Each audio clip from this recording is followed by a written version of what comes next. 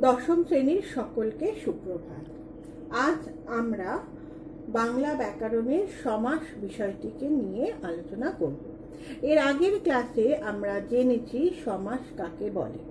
হ্যাঁ, সমাস হলো পরস্পর অর্থ সম্পর্কযুক্ত এক বা একাধিক পদের মিলনের ফলে যে নতুন পদ গঠিত হয় তাকে সমাস বলা হয়। এই সমাস আমরা জেনেছি 6 প্রকার বা 6 ভাগে বিভক্ত। দ্বন্দ্ব, কর্মধারয়, অব্যয়ীভাব, তৎপুরুষ, বহুব্রীহি এবং দ্বিগু সমাস। এর আগের ক্লাসে আমরা দ্বন্দ্ব সমাসের বিস্তারিত আলোচনা করেছি। আজ আমরা জানব কর্মধারয় সমাস কাকে বলে। কর্মধারয় সমাস হলো বিশেষ্য ও বিশেষণ বা বিশেষ্য ও বিশেষ্য অথবা বিশেষণ ও বিশেষ্য কিংবা দুটি বিশেষণ পদের সমাস হলে এবং পরপদের অর্থ প্রাধান্য পেলে তাকে কর্মধারয় সমাস বলে।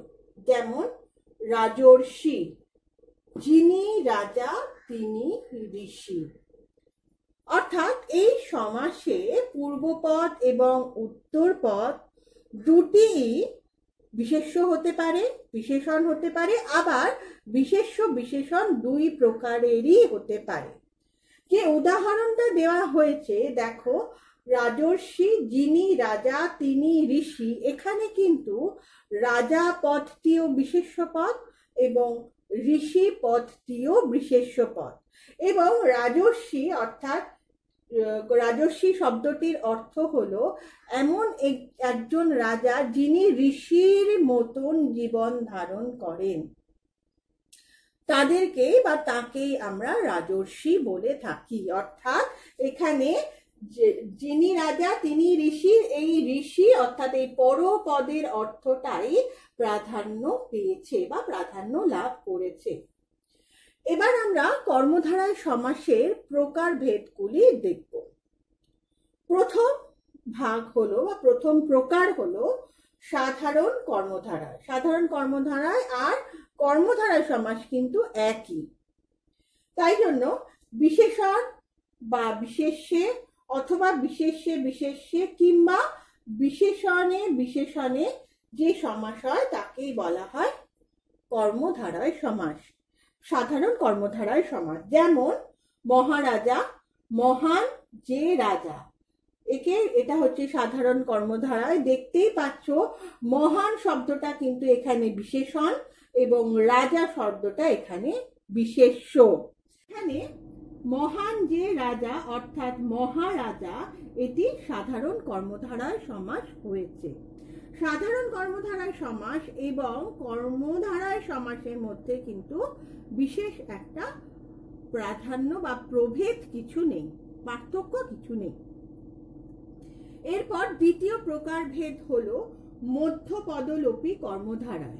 এটা কি না, যে কর্মধারয় সমাসে ব্যাস বাক্যের মধ্যপদ লোপ পায় তাকেই বলবো আমরা মধ্যপদলোপী কর্মধারয় সমাস। কি রকম না, সিংহাসন, সিংহাসনের ব্যাস বাক্য হবে সিংহ চিহ্নিত আসন।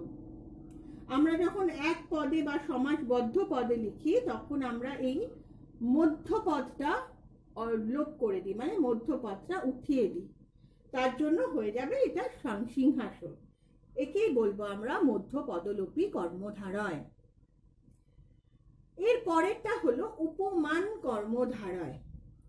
উপমান পদের সঙ্গে যে সমাস হয় তাকে বলা হয় উপমান কর্মধারয়। অর্থাৎ যে কর্মধারয় সমাসে বিশেষণের ভাগটা বেশি প্রাধান্য পায় এবং পরপদের অর্থ প্রকাশ পায় তাকে বলা হয় উপমান কর্মধারয় সমাস। যেমন চন্দন স্নিগ্ধ, চন্দনের মতো স্নিগ্ধ। এখানে দেখো চন্দন একটি বিশেষ্য এবং স্নিগ্ধ হচ্ছে এখানে বিশেষণ, এবং চন্দন স্নিগ্ধ হচ্ছে একটা গুণের নাম, যেখানে একটা বিশেষণ পদের অর্থটা প্রাধান্য পেয়েছে। চন্দন স্নিগ্ধ আমরা কখন বলি?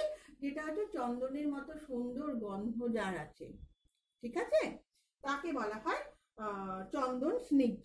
এটি হচ্ছে উপমান কর্মধারায় প্রকারভেদের উদাহরণ।